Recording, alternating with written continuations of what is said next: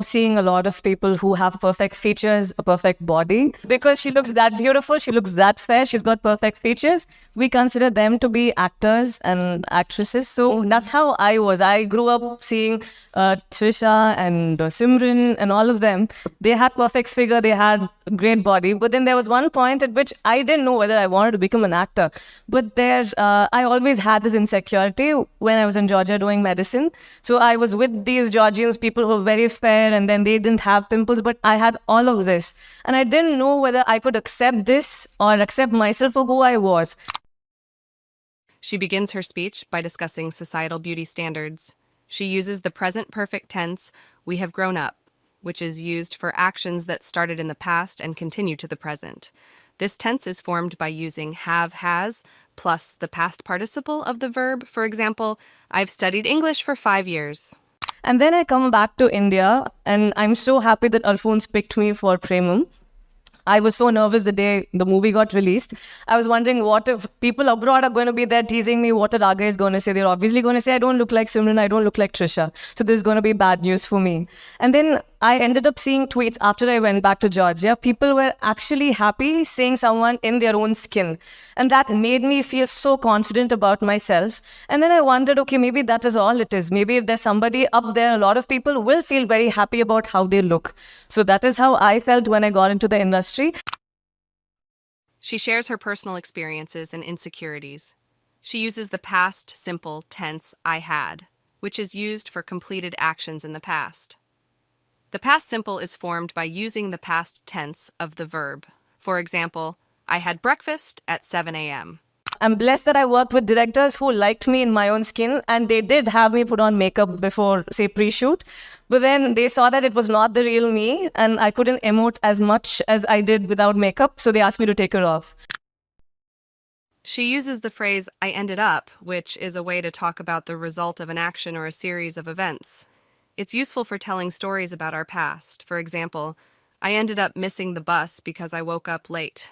Generally look at the whole population, and we think that there are few people who are mocking at people of this color. But honestly speaking, when I was in school and college, I grew up with friends who would look at a girl who had a darker boyfriend and say that, hey, you can actually do better. You're way out of his league. And when you see a guy with a girl who's a little darker, you end up saying, I think there's something else this guy is. What does he see in this girl?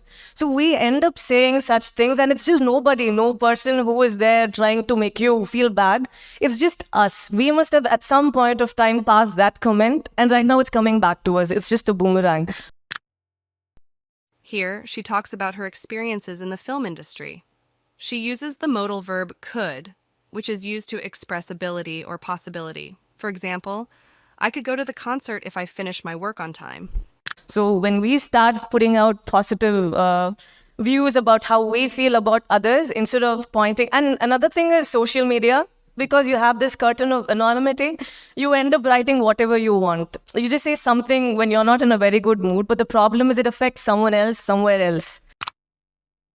She uses the phrase, it's just a boomerang, which is a metaphor for the idea that our actions or words can come back to affect us. Metaphors are figures of speech that describe an object or action in a way that isn't literally true, but helps explain an idea or make a comparison. So you have that power to actually create a change. Come on, I just told you that I felt insecure. I didn't see any of you. But come on, few of you from here would have said something sweet about me, right? When the film released. So I believed that and I took it. And that's how I felt good. So I think it's just about, it's nobody else. It's not like the world is trying to bring you down. You were there, and it can even be us. We were there at a very naive period, at a very bad period where we said some wrong things, but it's time we change. We know that it is possible for us to sin, but then it's important for us to consider or respect others' feelings and accept them for who they are. Just look at their character and just fall in love. That is all.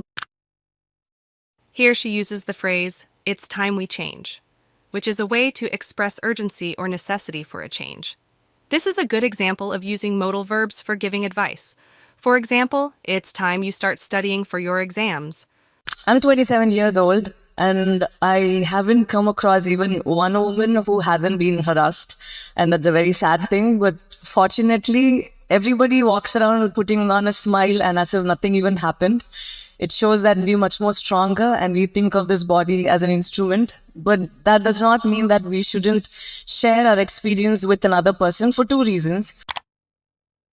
She begins her second speech by stating a fact about herself and uses the phrase, I haven't come across, which is a way to talk about the lack of experience or encounter with something or someone.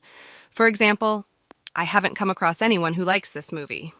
She uses the present perfect tense haven't, which is used to connect the past and the present and to emphasize the duration or completion of an action.